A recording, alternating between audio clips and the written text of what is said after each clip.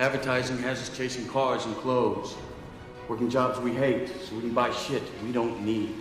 Hey everyone, welcome to the 12th episode of Project Uproar. Today is our third book club book, The Alchemist. Yeah, it's a really exciting book.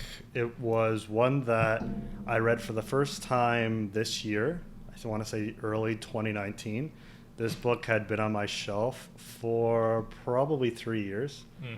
I think I was given the book by someone, which is a common trend with this book. I find a lot of copies of this book are given to people. I know you told me a story about a professional athlete who gives this book away to people he meets, which I find that's interesting. Yes, it's like, that was Owen's. Shout out to him if he watches this.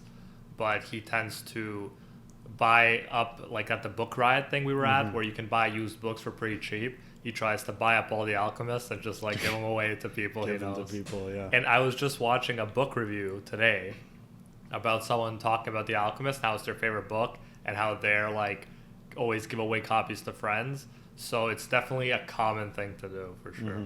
Yeah. So it goes to show, I mean, there are lessons in this book that are very important to living, to a lot of the discussions and topics that we talk about at the podcast. So for sure. Now, it is a short book, and I noticed, again, looking at either reviews or speaking with people that I've spoken to who have read this book, one thing they know right off the bat is how simple the language is, how it seems very parable-y. Like it has that parable-esque sort of element to it. But I very much like it. It kind of reminds me, though it is a different style, of The Little Prince. It kind of has that sort of interesting. Has that sort of very different topic, but has that sort of fable-y element to it. Yeah, there's crossover. Yeah, I think they have a bit more take themselves a bit less seriously in The Little Prince, though. For sure, yeah. It's a book written for kids, obviously, yeah. Well, but definitely applies to adults. Definitely apply, yeah, just like any other children's lit book, right? It's like there's, we could definitely take away things, even though, the initial audience is for children. So the book is a story about a young boy named Santiago and his adventure to find his personal legend. Yeah, exactly. And I don't know if you want to talk about the way you think Coelho, or the way the book kind of describes what personal legend means. Yeah, sure. And I'll read like one of the most, like what I think is one of the most recognized quotes from the book. But yeah, I just want to say, huge like positive feedback on this book from like everyone I know. My dad loves it. My mom loves it. Everyone who I know who has read it loves it. So definitely a book to check out if you haven't. And I'm glad we finally did it for a book club day. But yeah, so personal legend is pretty much, in my interpretation, your dream, like what you really want to do in life. And the idea of creating that perfect destiny for yourself, that's like your personal legend, what you're put on this earth to do. And you will naturally gravitate towards that, want to do that. So here's the quotes. So, whoever you are, or whatever it is that you do, when you really want something, it's because that desire originated in the soul of the universe. It's your mission on Earth. So that to me is like the personal legend. Something you really desire to do. And then the personal legend is you actually committing to doing it and carrying it out. In this book, it was him going to Egypt to find the treasure he dreamed about in the beginning. And then this is the most famous quote from the book. And when you want something, all the universe conspires in helping you to achieve it. So that idea of when you commit to something, when you're like, okay, let's say I really want to be a writer or I want to travel the world, if you start taking actions towards that, the universe is going to help you do it. So let's say just in the beginning of this year, when I was like, I want to write every day for the whole year. And then the universe was like, in the form of Ryan, giving me the War of Art, helped me out with that, because the War of Art was tremendously helpful in that regard. So it's like these little stuff that you wouldn't expect to make these connections before you decided to commit to it. But once you decide to commit to something, you have all these things helping you out. Kind of like when I was also wanted to apply to Shirk, and then I got the idea that I really wanted to do. It came to me, and then professors came who knew how to help me and stuff like that. Everything that I needed to get that scholarship, I didn't think I could get it in the beginning. I'm like, you know what, I'm going to try. And then all of a sudden, all these things popped up to help me get the scholarship. So that's kind of the way I view it. Yeah, for sure. Shirk is, for those who don't know, a grant given to graduate students. I won it as well. Actually, my story was kind of funny because I was so close to not even qualifying for it because the system crashed. Yeah. And so I was probably like 10 minutes away from it closing. So I was like, oh, there's no way this would ever happen. And sure enough, luckily, I was given the opportunity to get the awards. So yeah, it's amazing how things work out. Now, what I found interesting about that quote that you mentioned is it's repeated in the book. Yeah. Which is cool because I've read articles before. I know the podcast Art of Manliness has talked about this. So many times we are given advice or we go through ceremonies, and like what we read is like common sense. Like we know it, but it needs to be repeated continually for it to stick, because so often, even though we know things, we may try to forget about it, repress it, or forget it. And so it's interesting how Coelho repeats this through multiple characters, this advice, because it's almost like this reaffirming principle, like that he's trying to really ingrain in the readers' heads. And the cool thing about the repetition is that every time we hear it, it's in a new context. And let's say in life or in the book or wherever we're at, we've experienced more things that we could apply it to. Yeah. So, now that in the book, let's say he says it closer to the ending, we saw how the universe helped him out to get what he wanted, right?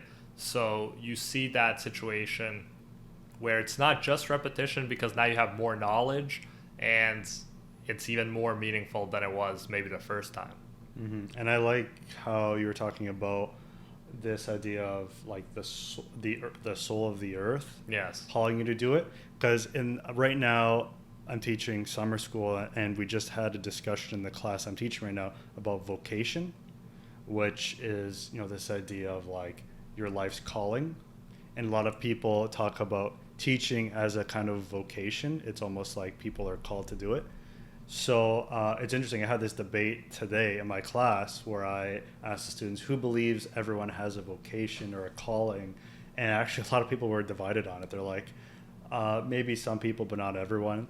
And so it is interesting and a bit like even provocative today to think everyone has a calling. I think a lot of times we think of calling in terms of a religious context. You think of like priests and ministers. They call what they do a vocation.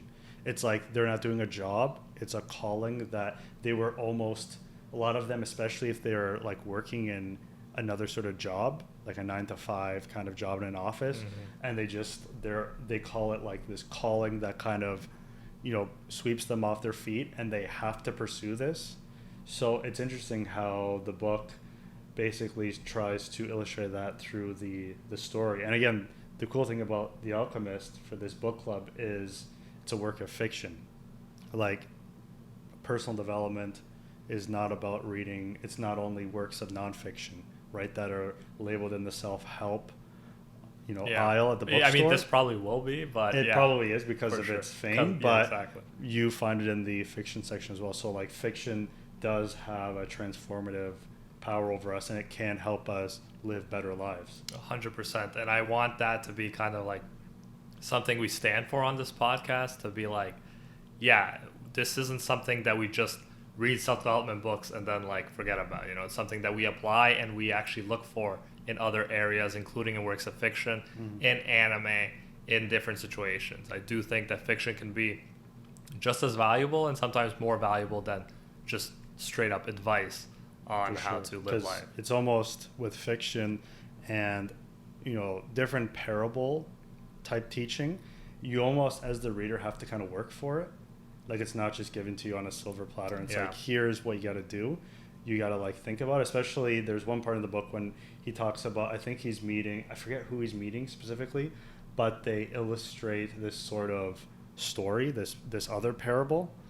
It's the idea of the spoon with the oil on it. Remember that? Yes. And they're like, and he told the story, and he's like, and the young boy knew exactly what he meant. And I'm like, wait a minute, I need to go back. Like, I need to reread that and actually think what it means. Like, again, it's not given to you on a silver platter. You kind of got to work for it. What do you think it means? You want to talk about that? Because that's been pinpointed by other people. Yeah, this is the one about, this is the part where he gives the parable about going, I think, to like a busy center, right?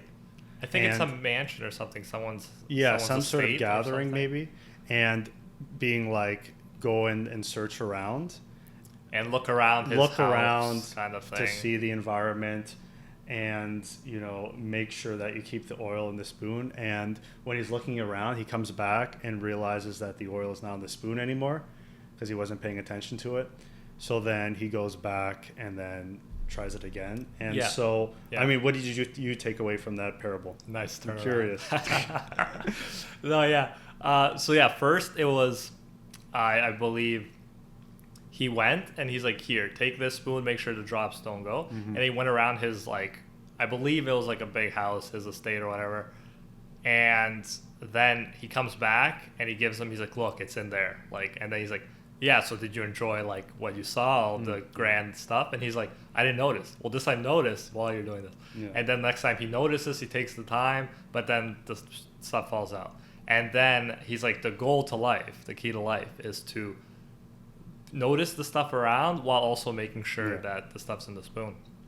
So to me, that represents kind of you having your journey, your personal legend, you being focused on what you want in the future, right? You having a goal, but also taking the time to enjoy what's around you, taking time to smell the roses, so to speak, and being able to enjoy the journey even while you are going to a specific focused destination. Cool, yeah. I looked at it as kind of this idea of staying true to yourself in a way. Like the first time he goes and journeys and he is so preoccupied with not kind of staying in his comfort zone and keeping that oil there that he doesn't actually venture out, and kind of a metaphor for like taking risks and looking at the unknown. And then the second time when he just doesn't stay true to that oil, he goes out and just looks around and completely forgets about it. I think I look at it as like it's important to have a balance in life. The idea of staying true to yourself, staying true to your principles, while at the same time taking risks and pushing yourself and growing. So I see it as this balancing act between the spoon and also exploring new things. Yeah, I think balance is definitely a key word for that interpretation. Yeah, for sure. So that's an interesting illustration in the book. And the cool thing about The Alchemist is so often with other works we've read, like War of Art, another one we've mentioned, which is Mastery by Robert Greene, which is a very cool book. I recommend it. It's all about again, what I like about some of these writers like Robert Greene and Ryan Holiday is they're not here to give you this dense theoretical explanation of their topic. They give you kind of a simple principle and they try to illustrate it through examples and through stories of people who've lived. So I really like that because I think you almost learn even more through these stories than just given this step-by-step process or a bunch of, theoretical jargon. I think so too. And it talks about in The Alchemist, the action being kind of the way to do things. Mm-hmm. So don't just think about it, act. You'll learn through action. And that's a good example of how people tend to sometimes read too much without actually trying something. So let's Yeah. say reading about rock climbing instead of actually trying to do it. You'd obviously learn more by actually doing it than just, spending too much time reading. Yeah. That's kind of it can apply to when we were in university, and let's say we were reading too much instead of starting the writing process. We were you learn more through actually doing than just reading or thinking about stuff. Yeah. And that's the quickest way to kind of get to your goal, because if you fail, you get back up, you learn more, and then you're getting better and better. While if you wait too long to start trying, all of a sudden you're going to be in a situation where you start. By the time you start, you could have been like way further along the journey, and practically action is always kind of the way to move forward. You need a balance, but Yeah. I've definitely been a person who's like more thinking about stuff rather than just stepping in and taking action, which needs to be like more on my priorities list to like take more action and less thinking. Yeah, for sure. I think it's definitely about the balance.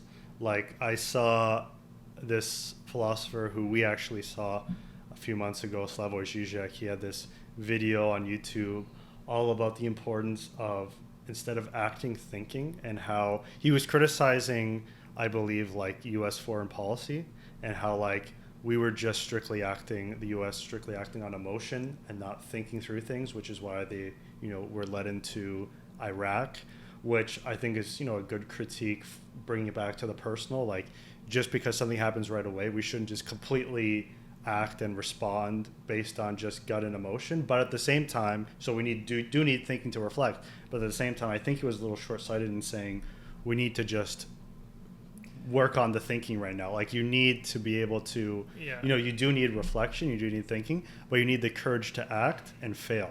Yes. Because if you're just trying to think and, scheme up this perfect plan, first off, it's probably too idealistic, maybe. And secondly, you need that momentum. You need that movement That's to try. key And then word, if it right? fails, it could lead to more thinking.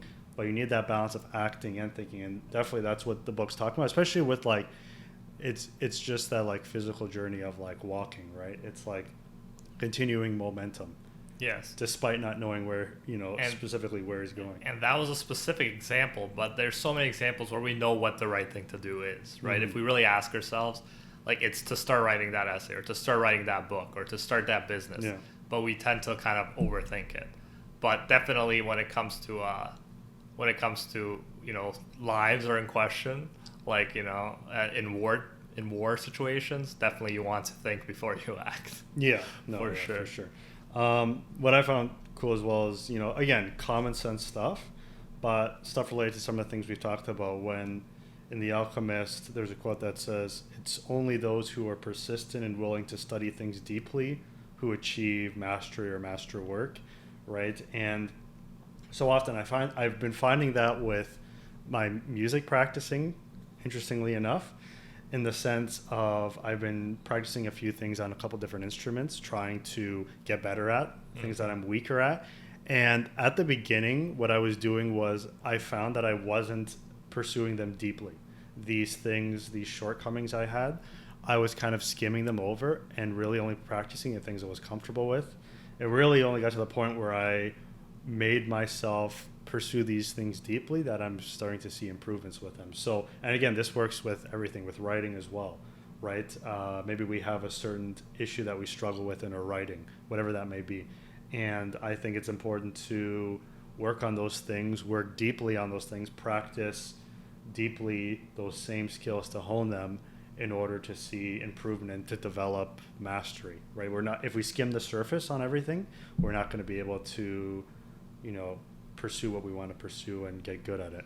100%. I think that's one of the main things I believe in, that you should not spread yourself out too thin, like do too many things superficially and not focus on getting really good at one thing, right? Mastery is all about giving, let's say, 1, 2, or even 3 things a lot of your focus and then doing them really well, better than just doing like everything so-so. But there are like conflicting schools of thought, but that's where I stand on that.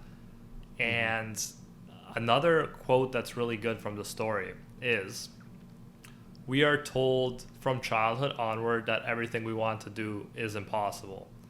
So that's an idea, or at least it's an idea that we get in the story, and we have to unbrainwash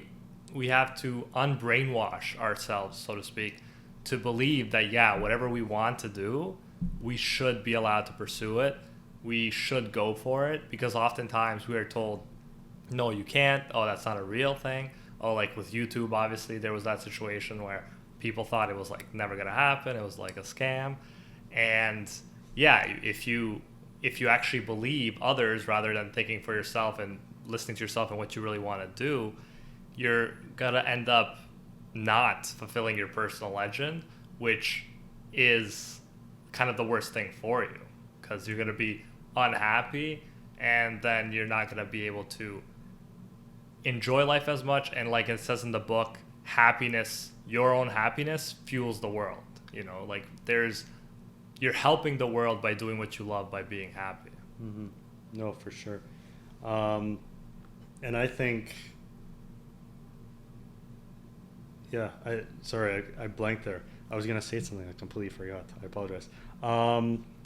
Just something else, and maybe I'll get back to it, to the point I wanted to say. Something else that kind of struck me from the book, because again, in my class right now, we're talking about choices and decisions and the impact they have. I really like when the quote, when someone makes a decision, he's really diving into a strong current that will carry him to places he had never dreamed of. Exactly. When he first made the decision. I love that, like, specifically when you're taking risks or you're doing something outside of your comfort zone, you make that choice. You know, I know, like ourselves, like, for example, waking up early, right? That was something, I made the choice, and it's definitely brought me other positives in my life outside of just doing that, right? Like, such as, I think, being more productive in other things like reading and writing, just like losing weight. Like, I was trying to lose weight, but it wasn't like my number one priority. I just wanted to get exercising. It's been able to do that. And just like overall fitness level, I feel more healthy. So, you know, there are these byproducts or different paths that stem out that we don't even realize are there at the time, that after making a decision, we're able to venture on these paths. And, you know, I know in like the teaching profession, this is a huge thing. Sometimes I've been into a job, or, you know, been given a job that I decided to take a chance on, and it's led me to things that, you know, I would have never expected or gotten into. So that's a quote that very much, you know, was connected with me. Yeah, I believe in that 100%. And you never know necessarily where it's going to take you, but you made that decision, and it's surprising sometimes, for sure. We had that with YouTube where, you know, we were just making some videos, few people were watching them. Mm-hmm. Like, we made that decision to do that, and we would not have predicted that it would have come like right now in this short period of time. Yeah. We would have had over 400,000 subscribers. Mm-hmm. Like, that's crazy. And like, when I was doing it, I didn't even know it. When I just started doing YouTube for fun, like, I didn't know it could even be a living. Like, mm-hmm. I didn't know you could make a living off of it. So it goes to show, like, you know, just doing some stuff you like can snowball into actually, for at least a time, making a full-time living for it. And you, I know your brother, and you had like your own path that you were at least trying out or trying to carve out. Like, you were in teaching school. And English, you know, you were in school. You thought maybe, I know at the time, like, maybe right at the very beginning stages, you were doing your YouTube channel, like, maybe I'd want to pursue like PhD or do academic work. And your brother, I know, was in academia, and, you know, probably at the time, at the very beginning, looking at, you know, some sort of professorial or academic jobs. Mm-hmm. And, you know, you were on this one path, and once this came to be, it opened up a new one. And, you know, I don't think you're looking back at all or have any regrets. Like, it's been able to, and this will open up channels as well, I'm sure. Yeah, exactly. And other opportunities. And like this, for example, if it wasn't for YouTube, mm-hmm. I wouldn't know how to set this up, right? We would have more trouble figuring it. We wouldn't have cameras to kind of post. Mm-hmm. So that decision to do YouTube led to this decision to like do the podcast and to what we're doing right now, and who knows where this could lead to, right? So it's like a snowball effect. Once you start taking action, other stuff happens. Yeah, and I remember when I was in university, I didn't necessarily want to be a professor, but I did want to take something in school, because like school was like important in my family, right? So I did want to go to university for something I really liked, and I picked English. So I let my, let's say, if we want to say heart, decide what I studied, rather than like what's going to get me money, you know, like maybe math or engineering or stuff like that. And yeah, so I really don't regret anything, because I always followed with the courses I could pick, and like the subjects, I always tried as much as possible to focus on stuff that really interested me, and not on practical stuff, right? The stuff that's like should be good for you. So for that reason, I feel like everything's been like a really enjoyable journey. Obviously, there's always difficult times, but since I've always been following kind of what I want to do from place to place, year to year, it's been a very enjoyable ride. Yeah, no, for sure. I'm curious, a couple questions I have about the book for you. Again, we talked about that one parable, how you interpreted it. I'm curious about a couple more things. First of all, just that idea of alchemy, just like where do you see, obviously alchemy has, you know, there's an understanding of alchemy in the sense, like the pre-scientific sense of alchemy, the idea of being able to like change, you know, things into more valuable things. But in terms of like alchemy as a life lesson, or something more than, you know, just its initial definition, how do you understand alchemy in terms of personal development, or what the story was trying to talk about? A great example of alchemy to me, and I talked about this with my brother, was being like, let's say now we're not like most of the videos I'm making in this room, but before we just had one computer, we were making the videos for YouTube in the basement. And to me, alchemy was like being able to just make a video from like scratch, and then being able to like make money off of it. People can enjoy it, make a living off of it. That to me was alchemy, right? You take something that necessarily doesn't equate to people's enjoyment, doesn't equate to getting money and stuff, and then you just transfuse it into a way where people can enjoy it, and you can provide for yourself, which in turn helps you provide more for the people watching. To me, that's a great example of alchemy, right? And alchemy, to me, the point of the alchemy is that we can do what we really want to do, our personal legend, we should follow it, and perhaps we will kind of take twists and turns, because maybe we don't even know at this point what our personal legend is, right? We haven't found it yet.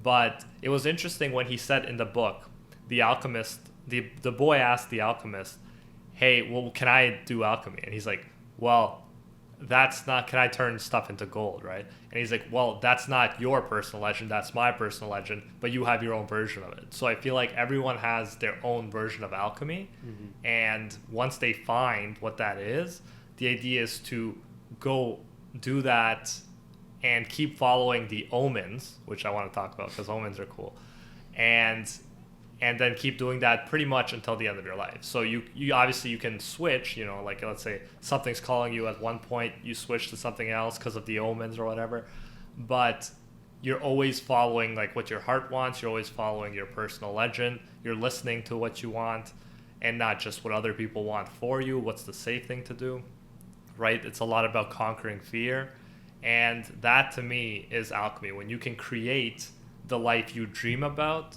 in the real world.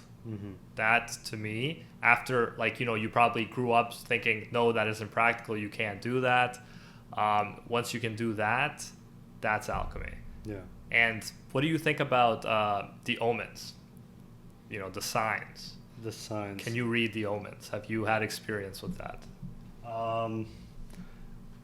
I do believe that there are, I don't know if you want to discuss them in like they're planted for us. Like, I don't know if necessarily. Well, what do you mean by that? Like planted, like when it talks about, there's obviously like a very almost to the point of religious element. Like there's definitely a spiritual element. So he used the term God there. Yes, there's Allah, I think, as well. So like there is a kind of non-denominational religious element to it.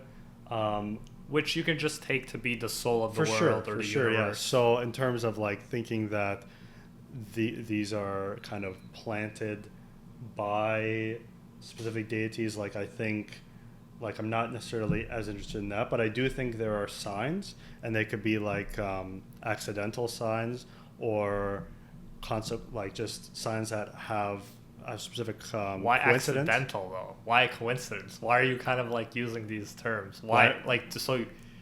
Like let's assume that like so you don't believe that the universe, for example, whether you want to view that as God or something else, you don't think that there are specific signs that you should be hearing? You think it's by accident or coincidence if you get signs? No, I don't think you should neglect hearing them. What do you mean by accident? What I mean is that I don't know if there's any deliberate intent by someone on the outside for them to be planted there. If that makes sense. I'm very kind of qualifying away from it. But I think signs are crucial for development, and I think you could define omens as, there's, for example, like an incident that, let's just say there's an incident that happens at your workplace, and it happened just coincidentally. Let's just say someone quit, right? And that act of seeing that person quit sparks something in you that's like, wait a minute, I actually hate doing this. I don't know why I'm doing this. So then it sparks that transformation in yourself. So I do think there are, there are events or there are situations that once you are presented with can definitely have a transformative impact. I'm just trying to dissect. I'm just trying to dissect what you're saying. So, do you believe that people don't have a personal legend then, and that it's just kind of like a coincidence what they do? I mean, I'm still working through that. Okay. I think that's a tough one. Are you talking about like a predetermined personal legend? Well, I feel like in the book, and obviously you don't have to adopt like the book, but the frame represented in the book is like, it's not coincidence, everything has meaning to it. Yes. So whether you want to believe in a God or the universe, stuff is unfolding in a specific meaningful way, and the omens are there to guide us towards our personal legends. Yeah. Right? So it's not a coincidence kind of thing. That's the only thing. But like that's, if you don't believe that, that's cool. Like that's up to you. By coincidence, I mean I don't know if they're necessarily planted there by like some sort of spiritual deity. I think there are signs, there are omens that could definitely move you in a certain direction. But again, like in terms of even personal legend, I think people can be, I definitely believe in vocation, people being drawn to things, drawn to ways of life that, it's almost like it kind of hooks you there, hooks you into wanting to pursue that, and, letting go of other things that may be obstacles preventing you from doing that. But in terms of believing that, the things are predetermined, I think experience a lot of times shape things, because again, you may have this. Yeah, they don't have to be predetermined because not everyone fulfills their personal legend. Right? Yes. So you still do have control in whether you end up fulfilling it. Yeah.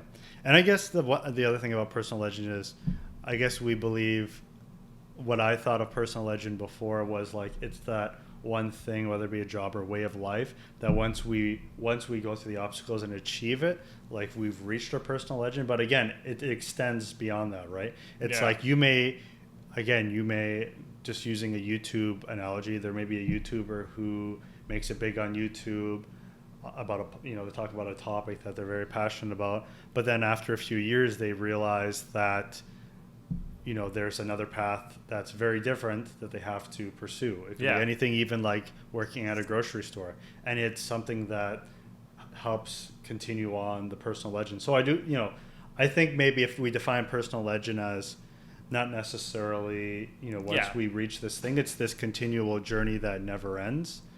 Then sure, like I believe in the personal legend in terms of it's this unfolding that takes place. And again, it could be unfolding when you've reached somewhere. It's this development and unfolding, or it can be once you've reached somewhere and you realize it's time to move on and do something else. There's another sort of personal unfolding. So if we define it in that sense, like this idea of the journey of life as personal legend, then I like that idea of personal legend instead of something that's more fixed. Yeah, I think you can switch from thing to thing, right? Like, I think everything he did was part of his personal legend, right? Yeah. He was a shepherd, then he was he cleaned crystals, he traveled, and then he got to the pyramids, and then he went back, right? So each part of that was a part of his personal legend, and it fit into the journey of his dream. Yeah. But yeah, like the idea is... Yeah. No, for sure. I guess what would be fascinating to me would be if there was an Alchemist 2, where we find out what happens when after he goes back and he realizes the treasure was there all along. Like, okay, now you've come to this great realization. So how does he live his life after that? I always, again, going back to someone like Zizek, who he talks all the time about utopic notions of society, this super kind of socialist utopic notion, okay, this is our ideal, this is our we've reached the end of our journey, but what happens the next day? It's so how do we live it out? I think it'd be really cool to go over, because this is a great parable story, but then it's now that he's realized all of the treasure was with him all along, so then what does he do about that? And again, I'm not saying and that's why I think it's a good time to kind of leave off in the book, because you're right, I think it is a constant process, and we are always going after our destiny, our personal legend. So yeah, it can't, it's not it's over once you let's say get $1 million, or once you get a treasure chest. It goes on. But yeah, I think that's kind of a cool stylistic move that he chose to end the story where he did. And how did you feel about the idea that it was the journey back home? What he was looking for was well, back in was the it church? though? Because it wasn't really. Because the part of it was the actual journey to see the pyramids, right? For sure. So when he asked about that, they were like, yeah, but look at the pyramids. They're really nice. Aren't you glad you came and saw them? So yeah, kind of the treasure is metaphoric, right? He went to that. Yeah. He saw the treasure in the pyramids, and that whole journey to seeing the pyramid transformed him as a person. And then when he came back, it was different than if he never left, right? Yeah, no, I 100% agree with that. I'm just interested about that lesson that we could take from the idea that we think we're going one way, and we go through those experiences, and then the idea of going back home and the lessons we take. Yes, I agree. I like that a lot, and I think that's the idea of it's not just he goes there and then the treasure, there's the physical thing. There is that kind of twist at the end of going back home. And again, I think the book is very much, there's a nod to appreciating the journey of getting there. And without that journey, without almost, it's not a failure at the end, but it's this realization that, this wasn't necessarily the 100% destination I was going to. There's another path now. And he's kind of following the omens from one situation to another. But no, and that's the thing. Yeah, I like the idea. I don't know about yourself, but I like the idea of the apparent final destination wasn't at the end where it ended. It was this going back home. Exactly. No, I do, and that's why I said I like the idea that it wasn't okay, now I'm rich, I got the treasure, I'm gonna live life to the fullest. I'm glad that it was more metaphoric than that. Yeah, and I think this book is just full of great quotes. One is God has prepared a path for us to follow. We just have to read the omens he has left for us.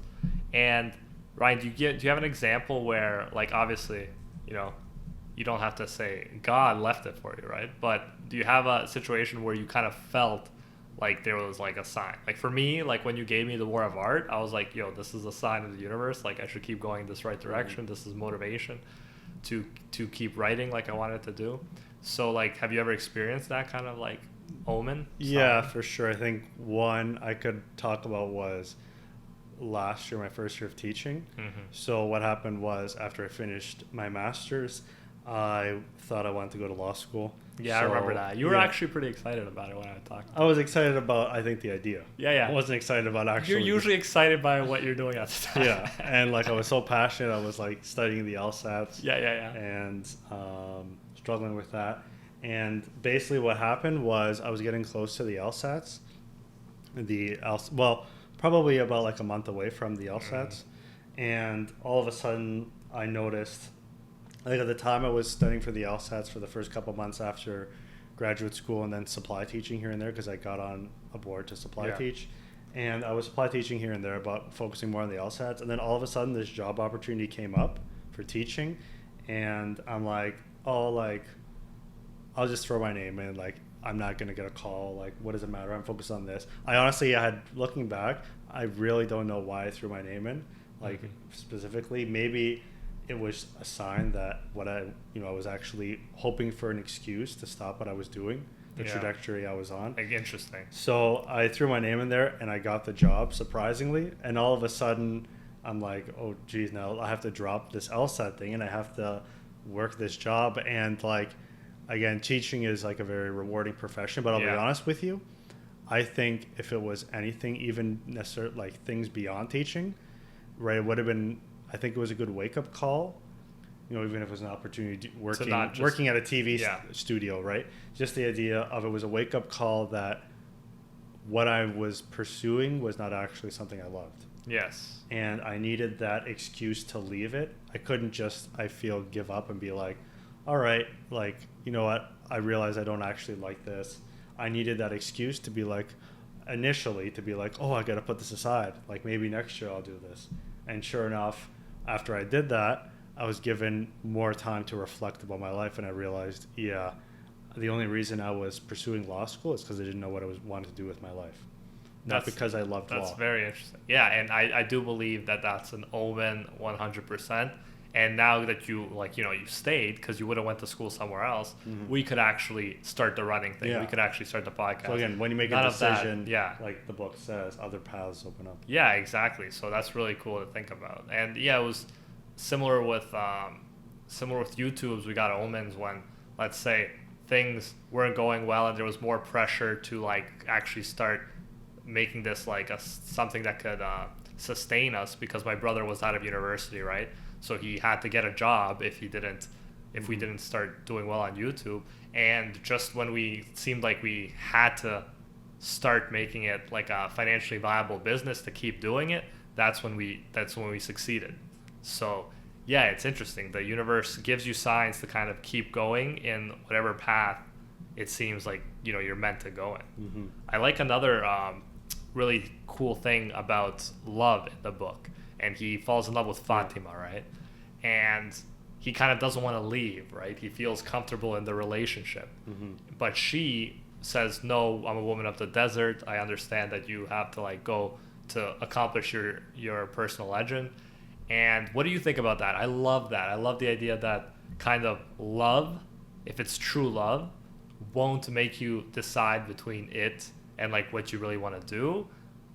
Only if like it's not true love will you lose that person on the path to like your personal legend, right? I really like that. No, yeah, because I think maybe not specifically talking about that situation when he has to decide whether he has to leave and continue on with his journey or stay with her, but I think just what the book may be commenting about love itself is, again, going back to that balance, how like when you are in love, when you're falling for someone, right? I know there's some ideas out there that like you have to be like all consumed, like every moment of your day has to be with your partner, and like you basically yourself has to be devoted and transformed completely into love for your partner. But I think what the book is saying is like, no, like love is about balance. Love is about being with the person, but also developing yourself, right? Just because you're in love with someone doesn't mean all of a sudden you drop caring about, developing as a person, learning more about yourself, right? And I think, unfortunately, like I've seen, different circumstances where people have either fallen in love for the first time or fallen in love and they kind of drop all their interests before and just completely devote themselves to that person 24/7. Like Romeo and Juliet. Yeah. I mean, but like 24/7, and then all of a sudden they're not developing themselves, right? They're not keeping their network with friends. They're not following their destiny anymore. And you see like people cutting off their friend network when they get into a relationship. Sometimes it's like, no, I don't need you. I have the only person. They may not actually overtly say that, but it's almost like they're hinting at it, like, at this point in my life, I have the only thing I really need. Which is sweet, but at the same time, it's like, especially people who fall in love for the first time, it's like, no, you still need those other things in your life. You need that balance. So I think the book is about, if it is true love, you could still follow your dream. Exactly. Right? And you could still make it work. And if you can't make it work, then it's a sign that maybe it's not true love. Exactly. I love that because I just feel like that's often not people's excuse, like, oh, I kind of don't want to leave to pursue this because, I don't want to like leave this person or whatever. And I think just knowing that, whether it's true or not, but just feeling like the universe works that way. Or the opposite, the reverse, like, oh, I'm pursuing this thing. Oh, you know what, we should break it up. There's no way it's going to work. Like the idea of like looking at the reverse, just like what happened in the book. It's like, oh, I have to continue on this journey. Therefore, there's no way it's going to work. No, like you could still, if it is true love, it will still work. It'll be difficult. There'll be obstacles. But still, like, I think if it's meant to be, you'll be able to work through those obstacles. Yes. And it's nice because it's like, if it's meant to be, it'll be, Isn't that a song? If it's meant to be, it'll be. You know more about music than me, but I just find that's like a very good way to view things, so that you never have to like compromise on your destiny, on your personal legend, because of love. It'll actually reveal whether that's like true love or not. I like that a lot. There's another part that talks about fear, right, and how we have to overcome fear to actually follow our personal legend. And a quote is, "Don't give in to your fears. If you do, you won't be able to talk to your heart." So that's another thing. Like the omens is kind of tied to like being able to listen to what you really want, and fear often gets in the way of doing exactly that. Yeah, and going back to the idea of like resistance as well, right? I think there are elements in this book where he feels resistance 100%. Where he, especially at the beginning when doubting himself, whether he should leave his way of life, doubting his dream, having to go to others to help reaffirm the dream. There's definitely signs of resistance 100%. And temptation, and feeling that specific obstacle will not allow him to reach where he wants to reach, especially when you see like the moments when there are those like it's not necessarily terrorist attack, but there are those attacks from other groups where it puts into question like the whole group. Will they be able to overcome it? Yeah, there's so much fascinating stuff there, man. Like we get him thinking, oh, he has a good life with the sheep, right? He knows what he's doing. Why pursue? Why change? Well, that's stuff? The thing. Yeah, he knows what he's doing. Yeah. Right?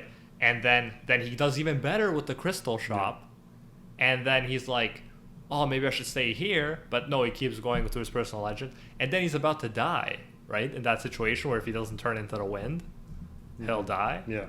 And then I believe it was the Alchemist told him, like, what's better than kind of dying on your path to your personal legend, And like even that view of it, like, yes, going after, perhaps you don't know what could happen. It doesn't have to be death, but you could fail, you could like bad things can happen, but the fact that you had the courage to pursue that personal legend, what you really felt like you had to do instead of what other people were like telling you to do, and that the risks being worth it, I really love that idea. And I loved how, and it's interesting because that's the other thing.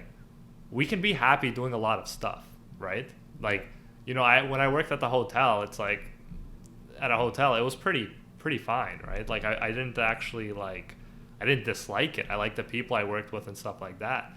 But sometimes, even if it's like okay, you know, we can do better. There's something we want to do more, and that's kind of what this book is about too. Not kind of settling for okay, Yeah. but trying to see what we really want to do and pushing ourselves, Yeah. pushing our comfort zone.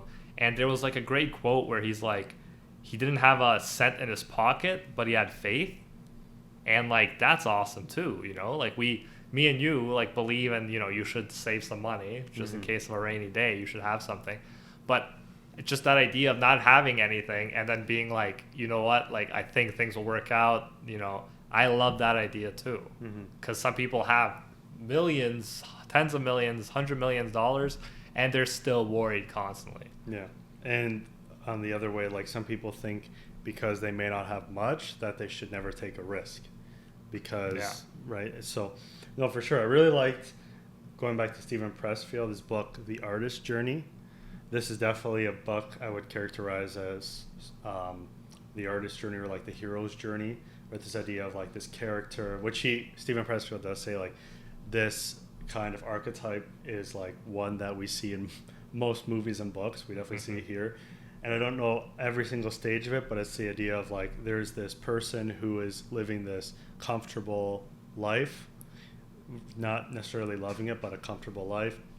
All of a sudden there's this kind of, doesn't have to be a crisis moment, but there's this thing that comes in and disrupts their way of life, and they have a decision to make, whether to take a risk and go on a different path or stay where they are, and they struggle with that. They go on the path, they faced obstacles that make them doubt what they did and make them want to return, and then they eventually, you know, reach that destination, right? And then come back to square one. So Change definitely people, yeah. Change people, definitely. So I definitely see, you know, a lot of ties with what Stephen Pressfield talks about in some of his books. Like the Odyssey, right? Going on that journey and coming back like a wiser man, the journey itself being its own reward. Yeah. Like, I really like that. And there's another quote here about the fact that it's not always going to be easy. You know, the universe conspires to help you, but you should expect challenges. So here we have a quote: "Before a dream is realized, the soul of the world tests everything that was learned along the way.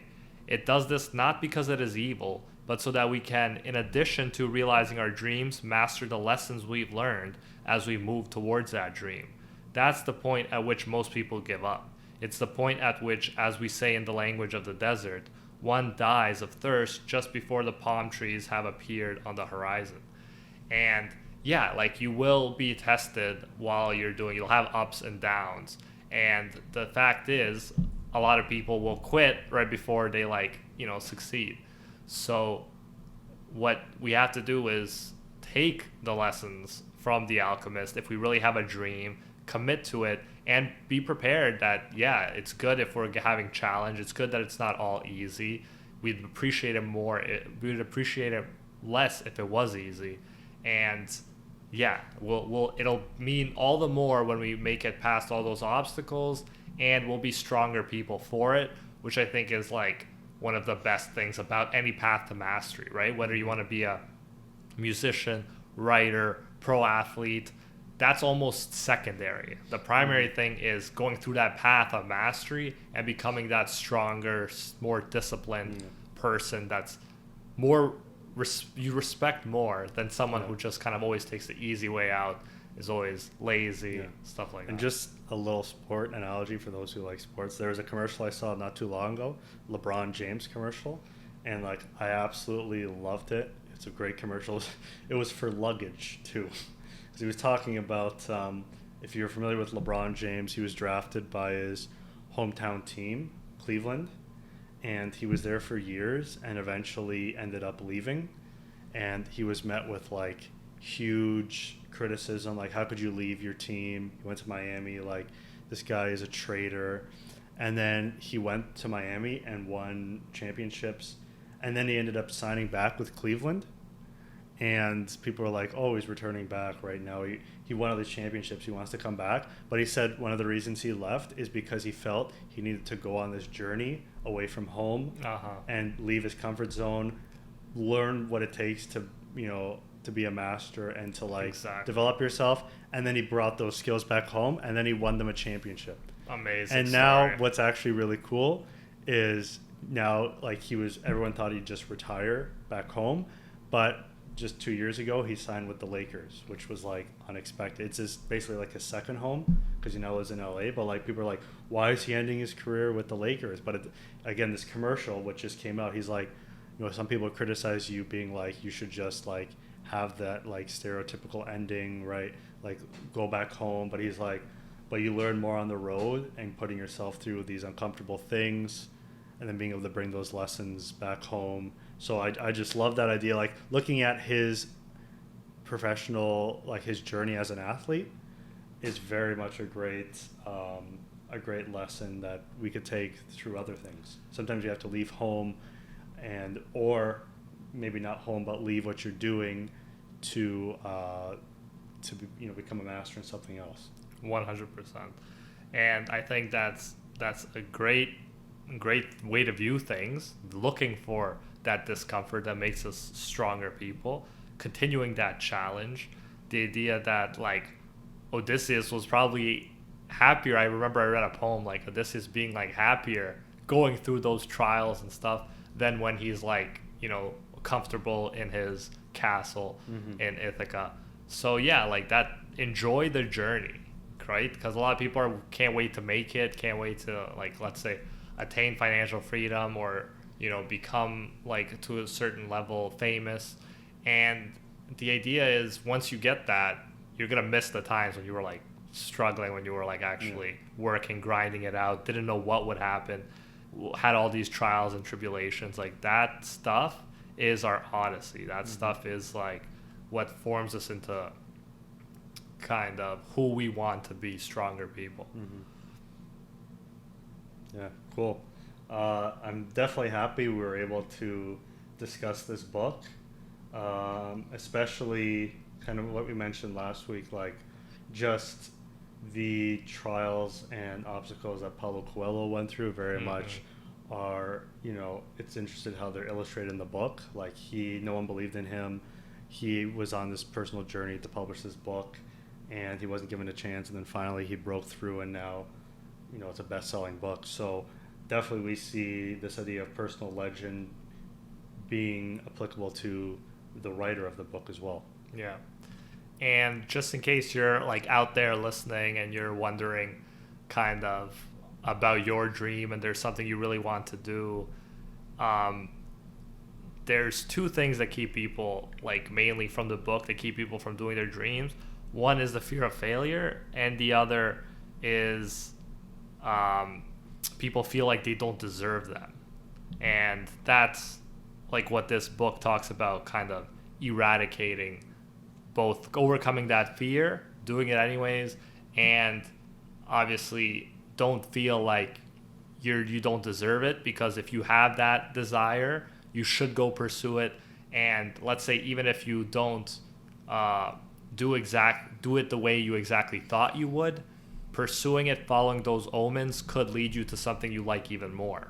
So definitely, I believe in that idea of following the signs, following the omens, and living life in a way where you're listening to your heart rather than listening to other people. Yeah, for sure. All right, that was awesome. I can't wait to talk about the next book. I don't know what it is yet, but me and Ryan will figure it out. These have definitely been amazing. I really love the fact that we have book clubs, and this podcast has definitely been something I really enjoy. So thank you, Ryan, for also being a part of it. And we will see you all next time.